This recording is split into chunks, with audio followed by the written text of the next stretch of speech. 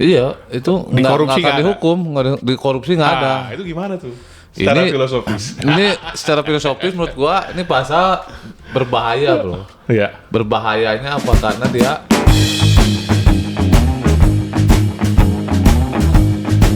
Assalamualaikum warahmatullahi wabarakatuh. Waalaikumsalam warahmatullahi wabarakatuh.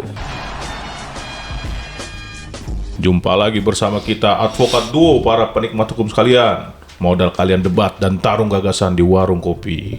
Aman bro? Apanya yang aman? Kondisi peradvokatan? Ada yang nggak aman sih, bro. Kalau lihat pemberitaan. Ini makanya udah seminggu nih agak-agak yang 60 miliar kan. Ya. Nah itu kan udah waktu itu kita podcast karena dari sisi advokatnya bro. Tapi yang lebih spesifik lagi kan ada dua macam. Ya. Yang satu advokat yang diduga melakukan rasuah alias gratifikasi, penyuapan. alias penyuapan, alias penyogokan dan lain-lain. Itu yang pertama. Ini yang keduanya nih. Ada advokat yang diduga melakukan obstruction of justice. Wih. Kalau bahasa Indonesianya kalau diartikan secara harfiah apa tuh? Melakukan perintangan dalam hukum Ya. atau perintangan dalam menegakkan keadilan, merintangi keadilan. Ngeri juga. Kronologisnya dulu bro. Terutama dulu ide obstruction of justice ini walaupun ada di KUHP, yang kita ingat banget OJ ini ada di kasusnya Setia Novanto.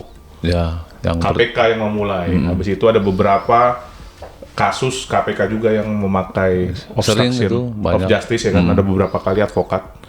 Terus sekarang kayaknya yang pertama ya Kejaksaan Agung, yang ini yang kasusnya meledak.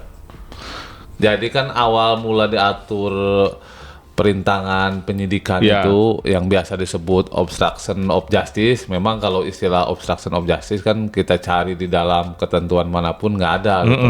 Obstruction of justice itu kan secara harfiah dikatakan merintangi proses menuju pencari keadilan gitu, dalam hal penegakan hukum gitu bro. Betul. Jadi pertama itu diatur di dalam KUHP pasal 221 KUHP. Nah di situ dijelaskan secara spesifik yang dimaksud dengan menghalang-halangi proses penyidikan. Iya. Tapi di KUHP ini lebih spesifik lagi bro, bukan hanya soal penyidikan, tapi itu di dalamnya termasuk menghalangi penyidikan, menghalangi penahanan, menghalangi penuntutan, menghilangkan barang bukti, benda-benda yang berkaitan dengan dugaan tindak pidana tersebut. Nah itu ancamannya 9 bulan dan denda di situ. Tapi ada pengecualian di KUHP itu. Pelakunya itu kalau misalkan dia istrinya atau suaminya atau ada hubungan darah semenda itu boleh melakukan perintangan penyidikan. Jadi pasal itu diterapkan hanya untuk orang di luar dari status hubungan keluarga dengan si tersangkanya gitu. Karena ada pengecualian. Karena by nature tadi kan, by nature kita by nature pasti namanya keluarga ya kita bela kan. Ibaratnya masa saudara kita ada polisi mau nangkep, kita ujung-ujung kita hadirkan gitu kan. Ini kan itu natural secara manusiawi kan. Itu diperbolehkan di dalam ngumpetin tersangka juga. Iya diperbolehkan gitu. Itu sampai derajat ketiga loh gitu. Itu diatur spesifik secara jelas. Nah, sekarang yang sering dipakai oleh KPK itu pasalnya bukan pasal 221 KUHP tapi pasal 21 Undang-Undang Tipikor. Itu sejak tahun 99. Nah, yang membedakan antara pasal 221 di dalam KUHP dengan pasal 21 Undang-Undang Tipikor itu, kalau Undang-Undang Tipikor pertama dari segi ancamannya dia lebih tinggi, kedua dia spesifik untuk kasus tindak pidana korupsi bro. Jadi dalam penyidikan untuk tindak pidana korupsi gitu. Nah tapi gua agak sedikit komentarin nih kalau Undang-Undang Tipikor ini dia nggak menjabarkan secara detail yang dimaksud menghalang-halangi atau merintangi itu perbuatannya spesifiknya seperti apa. Karena di situ dia maknanya luas tuh, hanya secara langsung atau tidak langsung. Nah itu kan perlu tafsir tuh. Nah terus juga dia tidak ada pengecualian. Seperti di pasal 221 KUHP. Kalau misalkan istri atau misalkan keluarga itu tidak berlaku. Ini Undang-Undang Tipikor semua disikat bro, disamaratakan. Iya, mau istrinya, mau anaknya, mau orang tuanya dianggap menghalangi, merintangi proses penyidikan, dia diterapkan pasal itu. Berarti kalau yang di KUHP ibaratnya ya, orang yang melakukan pembunuhan gitu ya, kan salah satu derajat terberat di KUHP itu kan pembunuhan, ya kan? Yang ancaman hukumannya bahkan bisa sampai seumur hidup dan mati. Itu kalau kita melakukan obstruction of justice tapi kita saudara, itu ada pengecualiannya. Iya, itu di korupsi nggak akan dihukum, di korupsi nggak ada. Itu gimana tuh? Secara filosofis. Ini secara filosofis menurut gua ini pasal berbahaya, bro. Iya. Berbahayanya apa? Karena dia bisa menjerat, pertama dia bisa menjerat siapapun, orang gitu kan.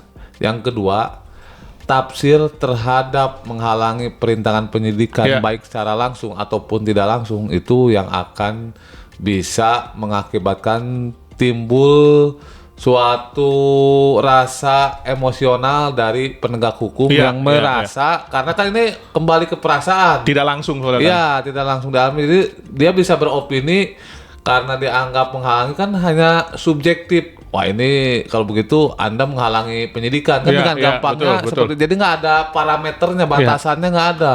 Menurut gua ini pasal berbahaya juga gitu. Karena ini awal gua rasa waktu pembentukan karena spirit untuk pemberantasan korupsi masih semangat mengembu-gembu seolah-olah semua yang menghalangi tindak pidana korupsi harus disikat gitu. Iya, pertanyaan gua tadi, penghilangan nyawa sama korupsi tetap lebih besar penghilangan nyawa dong. Apanya lebih besar? Secara pemberatan hukuman. Secara pemberatan hukuman. Secara hukuman. Ancaman hukuman. Ya, kalau korupsi yang di orang hukuman mati, ada ancaman tapi mati. Hukuman mati pada saat musibah aja kan. Iya. Tapi belum ada yang pernah dieksekusi mati. Tapi kalau tadi menghilangkan nyawa orang itu ada yang dihukum mati. Dan bahkan tapi kalau kita kasih korelasi itu kan masalah logika berpikir ya. Sejalan apa enggak? KUHP aja memberikan pengecualian dan parameter di pasal obstruction of justice di situ. Kalau ini kan melebar banget. Melebar. Jadi pasal karet melar banget gitu. Kita tarik sepanjang-panjangnya bisa gitu. Karena hanya tafsir seorang penyidik yang merasa pekerjaannya dihalangi. Jadi by nature juga, bro. Ini banyak terjadi terhadap advokat, di mana advokat secara natur dia melakukan pembelaan itu bisa akan nanti digeser ke arah menghalang-halangi penyidikan. Karena pada dasarnya pembelaan itu untuk menghalangi penyidikan kan gue pernah sampaikan seperti itu. Benar.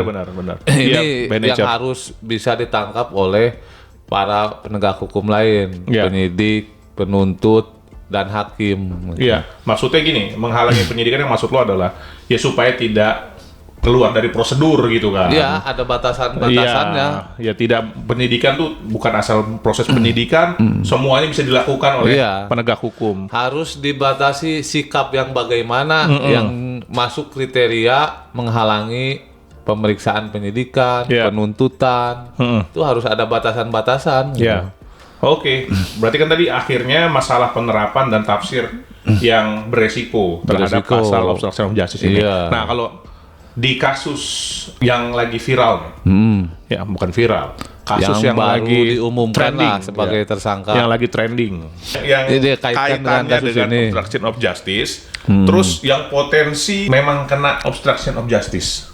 Kita nggak bilang ini bukan obstruction of justice, tapi yang potensi besar ini bisa dinilai obstruction of justice. Kronologis yang kasus ini ya, yang pertama kan dari Kejaksaan Agung menetapkan 3 orang tersangka, bro, untuk kasus ini. Yang pertama ada advokat berinisial MS dan saat ini sudah dilakukan penahanan. Jadi MS ini sudah 2 kali lah jadi tersangka. Pertama dari kasus yang gratifikasi suap itu 60M, yang kedua ada pengembangan penyidikan dari Kejaksaan Agung menetapkan kembali si MS ini sebagai tersangka pelaku obstruction of justice. Yang kedua ada juga masih rekan MS, advokat juga, kalau nggak salah JS ya. JS, nah dia masuk tetapkan tersangka sebagai perintangan penyidikan. Ya. Kasus Yang menariknya? Nah, yang ketiga satu lagi kan ada 3 tersangka nih. Direktur Jack TV karena dianggap dia membantu menyiarkan pemberitaan isu-isu negatif yang menurut kejaksaan itu menyudutkan pihak kejaksaan. Waduh, gitu, bro. Jadi kronologisnya seperti itu. Itu jaksa menurut keterangannya menemukan bukti-bukti di dalam laptop yang dia lakukan penyitaan. Oke. Itu soal sah atau tidaknya bukti dari perkara lanjutan ini kan, perkara lain. Iya. Pertanyaannya tadi, apakah ada dari serangkaian yang disangka, kan ada konferensi pers dari kejaksaan tuh, yang memang oh ini berat nih poinnya, atau gimana menurut lo?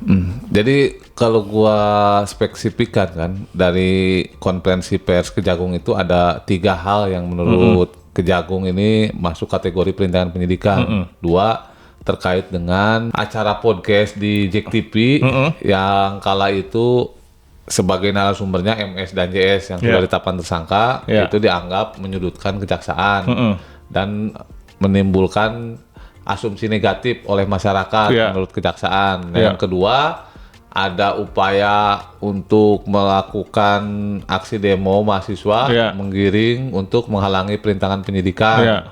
Nah, yang ketiga ada penerimaan uang dari Direktur Jack TV atas nama pribadi karena menurut kejaksaan tidak ada kontrak sehingga tidak masuk sebagai kontrak kerja antara MS, JS dan Jack TV. Jadi masuk ke kantong pribadinya si Direktur Jack TV itu. Jadi ada 3 hal yang menurut kejaksaan ini masuk kategori perintangan penyidikan gitu, bro.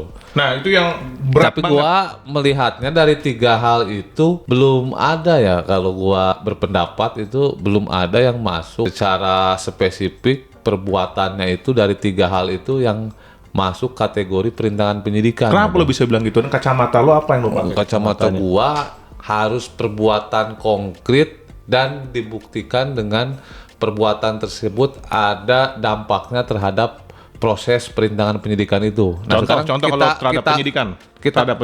Terhadap penyidikan yang simpel nih. Yang simpel. Perintangannya apa? Orang mau diperiksa, dipanggil misalkan si tersangkanya malah disuruh kabur atau disembunyikan. Itu kan jelas nih.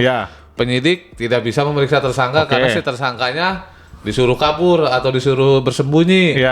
Yang kedua, kalau tentang ini polisi mau nangkep atau jaksa mau ngambil menyita barang bukti, barang buktinya malah dihancurkan atau malah buktinya dibuang sehingga tidak ada alat bukti. Yang simpel. Kalau penuntutan konkret, penuntutan.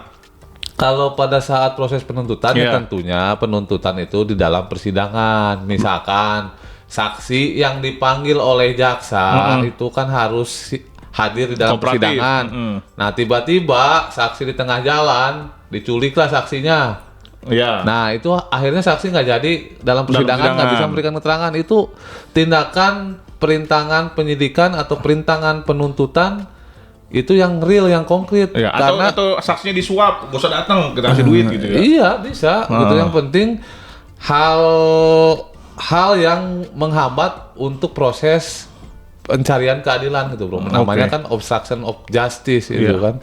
Jadi nggak semata hanya sebatas penyidikan, penuntutan, tapi penahanan pun termasuk obstruction of justice. Iya, memang gini, bro. Kalau bahasa Inggris tuh ada dibilang obstruct, berarti ada yang menghalangi itu kelihatan, bro. Iya, harus kelihatan. Iya, namanya penghalang itu kelihatan. Lu kayak ini misalnya ada pintu kan penghalang dari ruangan lain. Pintunya kan obvious, jelas. Berarti perbuatannya harus konkret dong. Itu maksud gua, bro. Ya, sama kan tadi namanya yang menghalangi, sesuatu yang menghalangi, hijab. Harus jelas hijabnya. Jadi maksudnya tuh jangan berupa opini, asumsi, perbuatan demikian itu dianggap sebagai penghalangan penyidikan tanpa ada perbuatan konkretnya seperti apa. Gitu. Tapi kita ini belum mendalami alat bukti ya. Dan itu kan hanya berdasarkan tadi konferensi pers. Konferensi pers, kalau ada alat bukti yang ternyata jelas tadi, obstrak, penghalangan, ada yang menghalangi betul dari halangannya itu yang harus kita lihat. Oke. Nah, terus ini gue perlu tambahin juga ya, dalam hal ini gue bukan berarti gue membela tindakannya si terduga atau tersangka ini, bro. Karena kan gue sekali lagi mengatakan perbuatan gratifikasi suapnya si tersangka ini gue nggak setuju dengan apa yang dia lakukan. Betul. Walaupun seprofesi sebagai advokat, tapi gue juga tidak sependapat apabila perbuatan tindakan hukum yang berlebihan, yang membabi buta itu dilakukan dengan cara-cara yang tidak sesuai dengan ketentuan hukum.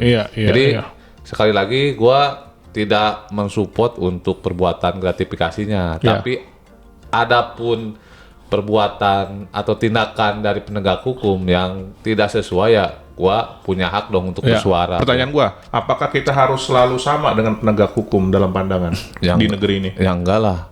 Kalau kita harus selalu sama, itu namanya kita logika kalkulasi, bro. Dianggapnya pemerintah negara itu selalu benar gitu. Berarti semuanya jadi pemerintah kalau kayak gitu kan. Atau semuanya jadi penegak hukum. Jadi nggak ada orang yang salah. Iya dong. Oke. Cukup, bro. Cukup. Gimana? Puas nggak jawaban gua, bro? Kalau gue sih nggak ada yang perlu, nggak ada sesuatu yang buat baru masyarakat ya. Kalau buat gue pribadi jujurnya nggak ada sesuatu yang baru. Ya biasa-biasa aja, namanya pendapat. Ya selalu ada orang yang selalu punya berbeda. Yang lucu itu orang yang tidak mau berbeda. Karena perbedaan itu adalah makanan bagi akal, bro. Perbedaan sesuatu itu terhadap sesuatu, pandangan sesuatu. Buat kita yang seneng dengan keilmuan, seneng dengan pengetahuan dan pembelajaran, itu akan ngelihat, lu punya POV tambahan, itu pengetahuan tambahan bukan kita. Bukan lo berbeda berarti lo nggak sama gue. So logika macam apa itu? Oke. Ya, dan sekali lagi, ini view gue ya, bahwa ini keperluan KUHP sangat nyata, ya kan? Dan harus dilihat bahwa KUHP ini bukan hanya kepentingan institusi sesaat. Jadi kadang-kadang orang yang berkuasa tuh, mumpung gue berkuasa, gue perkuat salah satu institusi. Ini enggak nih untuk 20, 30, 40, bahkan mungkin 50 tahun berjalan. Dan seakan-akan kadang-kadang kan kalau lu nggak berkuasa, KUHP ini dan KUHP ini bukan nggak berlaku buat lu. Kalau saat berkuasa mungkin nggak berlaku buat dia. Mungkin. Gitu ya, buat seluruh. Nah, pada saat kekuasaan itu udah copot, itu akan dengan sendirinya berlaku. Jadi dicoba dilihatlah kembali ketika kita di posisi yang berbeda setiap golongan itu, tolong didudukan KUHP-nya itu dibagi kekuatannya sama rata gitu supaya ada perimbangan. Nanti kadang jaksa tuh pensiun juga kok. Jangan sampai ibaratnya kita membuat senjata, kita membuat keris itu akhirnya nusuk ke kita sendiri. Betul. Tadi jaksa itu akan pensiun juga kok. Polisi itu akan pensiun juga kok. Terus lawyer itu akan selesai juga adanya, dan DPR juga akan selesai, dan dia akan tetap terlibat dan akan kena KUHP gitu, entah dia atau keluarganya gitu ya, atau kliennya, dan gitu perlu didudukan supaya kita bisa bersama-sama play the game-nya. Jadi berpikirin jangka panjang. Betul. Gitu. Ceramah tuh gue ceramah deh kalau ada ini. Kalau ada nanti ceramah lah di depan ini. Kejaksaan Agung. Kejaksaan Agung pembahasan KUHP-nya. Biar semua sama-sama RDP nanti di RDP, RDP-nya. Biar semua sama-sama legowo. Oke. Makasih banyak, bro. Ciao. Assalamualaikum warahmatullahi wabarakatuh. Terima kasih para penikmat hukum.